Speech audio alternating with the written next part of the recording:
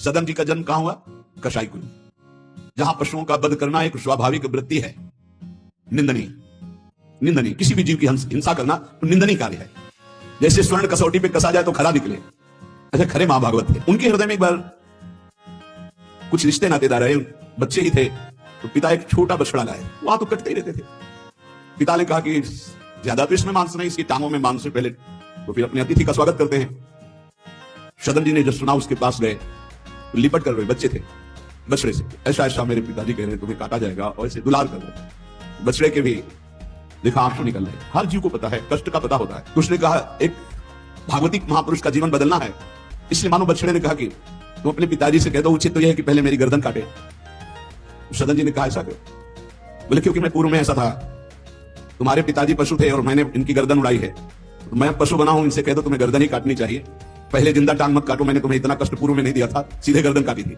इसका मतलब जो कर्म किया जाता है उसका फल मिलता है पक्का। मैंने पूर्व में तुम्हारे पिता की गर्दन काटी थी इस जन्म में, इसीलिए मुझे पशु बनना पड़ा, और तुम्हारे ही पिता मेरी गर्दन काटेंगे पक्का, तुम रोक नहीं सकते क्योंकि विधान है। पर वो अब ये घटना उनको बहुत चुभी। जीव को अपने कर्म का फल भोगना पड़ता है जन्म जन्मांतरों में।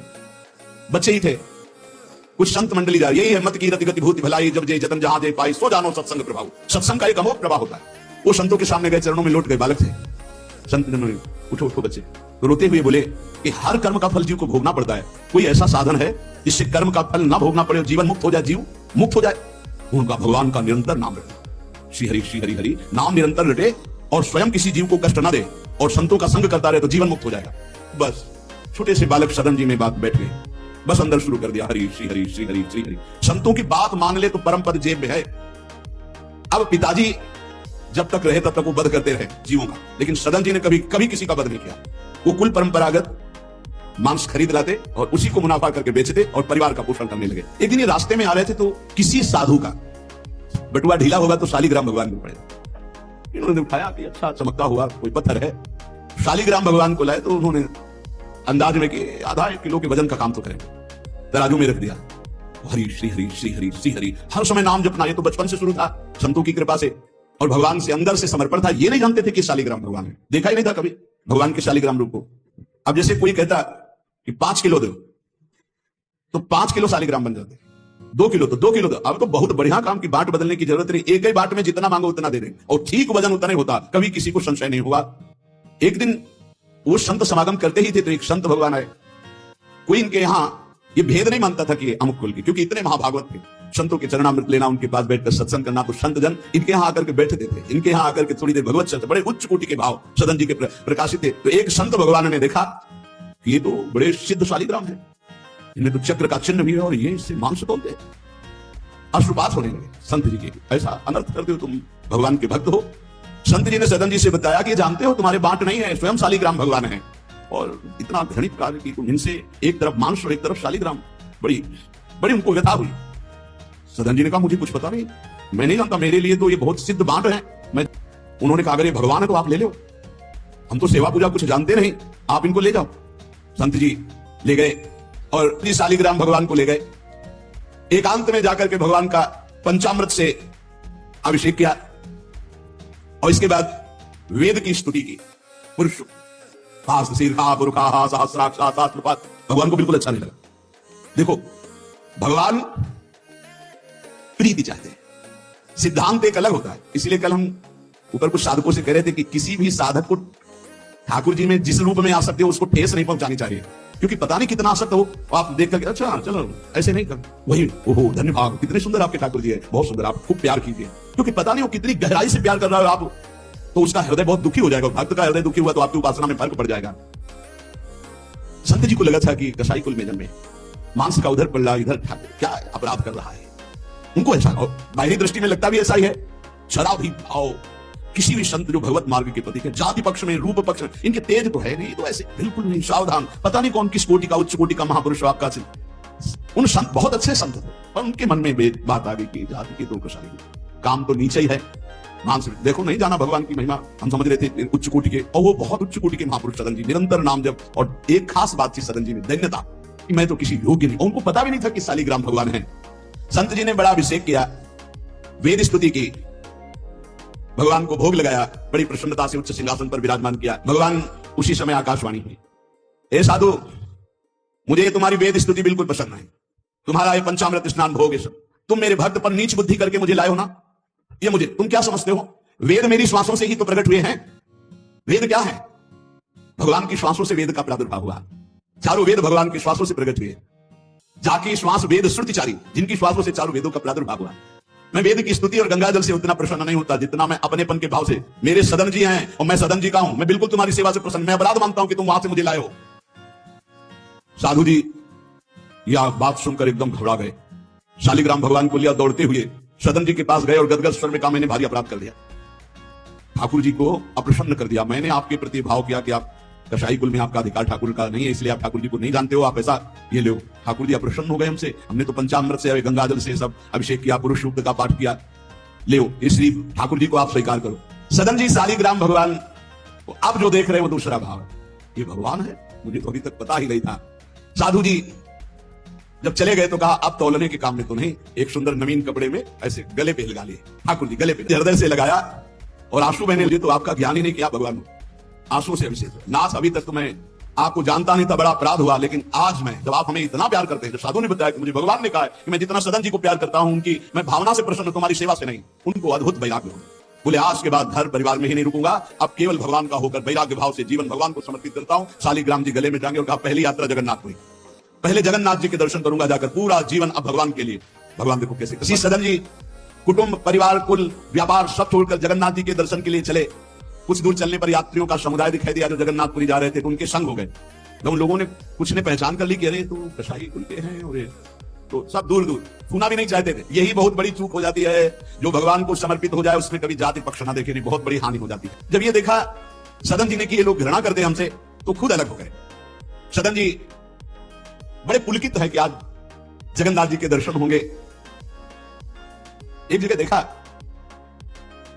गौएं पानी पीने के लिए लालायित हैं, एक आदमी बाल्टी से पानी निकाल तो गऊ को डंडा मारने लगे। सदन जी ने कहा, क्यों पानी क्यों नहीं पीने देते? बोले इतना गहरा कुआं है, घसीटने से हमारे हाथ दर्द होते, अपने घर के लिए ले जाएंगे, किनको पिलाएंगे? उनका अगर आप कृपा करें कुछ समय हमें दे दें बाल्टी और मैं भरूं। तो बोले मुझे भी कोई परेशानी नहीं। भर भर करके 25 गाय थी, सबको पानी पिलाया। शाम हो गई, पानी खींचने में पिलाने में समय लगा, तो उन्होंने सोचा गांव में भिक्षा मांग लेते हैं और आज रात्रि कहीं एकांतवास कर लेते हैं, सुबह जगन्नाथ जी के दर्शन करेंगे। बहुत कठिन है वैराग्य लेकर भगवान के मार्ग में परम दयालु स्वभाव श्री सदन जी जगन्नाथ जी के दर्शन करने। रास्ते में एक घर में आवाज लगाई, भिक्षाम दे। भगवान की लीला, एक स्त्री निकली भिक्षा ले, देखा रूप। तो जो भगवान का नाम जब करते हैं, भगवान आश्रित होते हैं, उनका रूप अलौकिक होने लगता है। एक दिव्य आकर्षण होता है जो सबके चित्त को आह्लाद प्रदान करता है, क्योंकि आनंद स्वरूप भगवान का निरंतर चिंतन होता है। उसके प्रभाव से मुखाकृति में एक अद्भुत लावण्य, एक अद्भुत आकर्षण होता है। वो स्त्री ने देखा कि नवयुवक भिक्षु तेजस्वी, वो रीझ गई, देखते ही रीझ गई, और उसने कहा कहीं मांगने की जरूरत नहीं, आप यहां बैठो और भोजन करो। सदन जी ने कहा, हमें पाना तो है ही, जब आप कमाने के लिए कह रही तो पवा दीजिए। स्वाभाविक, क्योंकि अभी वैराग्य मार्ग में निकले।